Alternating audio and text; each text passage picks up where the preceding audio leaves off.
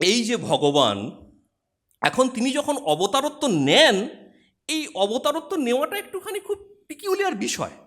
গীতার ওই ইন্ট্রোডাকশনের যে উপোদ্ঘাত ভাষ্য, সেখানে আচার্য শঙ্কর বেশ দু তিনটে খুব দারুণ পয়েন্ট বলেছেন। বলছেন, এক তো স চ ভগবান জ্ঞান ঐশ্বর্য শক্তি বলবীর্য তেজভি সদা সম্পন্ন ইত্যাদি করে বলছেন। বলছেন যে তিনি অবতারত সেই ভগবান যার মানে তিনি সমগ্র যিনি শক্তি ঐশ্বর্য জ্ঞান বল বীর্য তেজ, তিনি যার মালিক, সেই ভগবান এই পৃথিবীতে আসেন। কিভাবে আসেন, কিভাবে, খুব ইম্পর্টেন্ট। বলছেন যে তাঁর এই যে সৃষ্ট মায়া, শঙ্করাচার্য বলছেন ত্রিগুণাত্মিকা বৈষ্ণবী মায়া বলে তাকে। একে ভাগবতেও বিষ্ণু মায়া বলা হয়েছে ইত্যাদি, চণ্ডীতেও বলা হয়েছে। এই বৈষ্ণবী বা বিষ্ণু মায়া, এ হচ্ছে মহামায়া।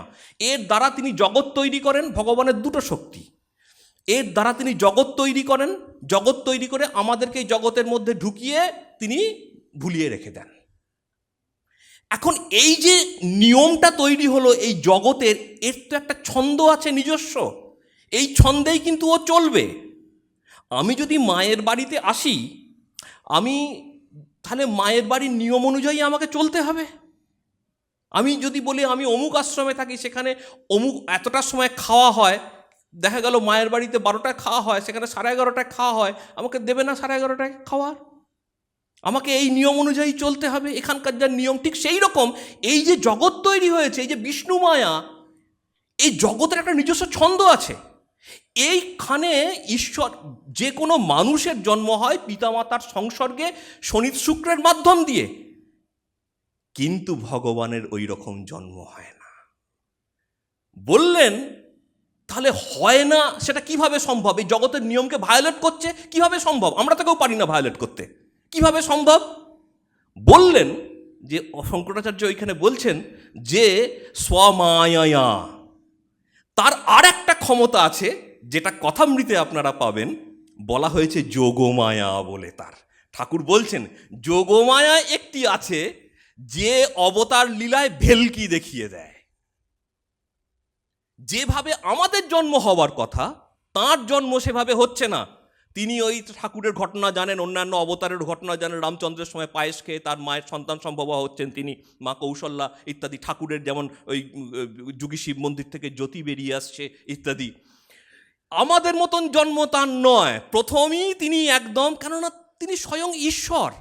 আমাদের কি হয়, এই পৃথিবীতে আমরা জন্ম নিই, আমাদের ভেতরে ঈশ্বর আছে, অনন্ত শক্তি আছে, কিন্তু মহামায়ার এমন প্রভাব যে এই শক্তিকে, আমাদের এই চেতনাকে, আমাদের এই জ্ঞানকে পুরো লিমিটেড করে দেয়। আমরা জানি না, আমাদের শক্তি খুব কম। কিন্তু ভগবানকে আমাদের মতন এত কম শক্তি, এত কম জ্ঞান নিয়ে এলে হবে না, তিনি কাজ করতে পারবেন না। সেই জন্যে তিনি এই মহামায়ার নিয়মকে ভায়োলেট করে তিনি দেহ ধারণ করছেন। ওই জন্যে বলছেন যে যোগমায়া দিয়ে তিনি এই অবতার লীলাটা করছেন প্রথমত। এবং বলছেন শঙ্করাচার্য, দেহবান ইবা জাতা ইবা, তিনি যেন দেহধারী জীব। আমরা দেহ ধারণ করলে আমাদের রোগ আছে, শোক আছে, জগতের অনেক রকমের ডিউটি আছে ইত্যাদি, অনেক রকমের আছে। অবতার যখন শরীর ধারণ করে, তাকেও রোগ শোক পেতে হয়, হয় না যে তা নয়, কিন্তু সেটা তাকে তার যে মিশনের রাস্তা, তার জীবনের যে গতিপথ, লক্ষ্য, সেটা থেকে এতটুকু বিচ্যুত করতে পারে না। আপনারা দেখুন না ঠাকুরের জীবনে, কাশীপুরে এত রোগ এত শোক, তারপরে তো দিন রাত, মাস্টারমশাই বলছেন কথামৃতে আছে, দিন রাত লোক আসছে, তার বিরাম নেই, ঠাকুরের কথারও বিরাম নেই, অথচ গলায় কিছু খেতেও পাচ্ছেন না। এই রোগ শোক তাকে বিচলিত করতে পারে না। আমাদের যদি হতো, ইম্পসিবল হতো আমাদের পক্ষে। সুতরাং তিনি দেহধারী, কিন্তু যেন দেহধারী মানুষ নন। তিনি জন্মেছেন, কিন্তু আমাদের মতন তার জন্ম নয়।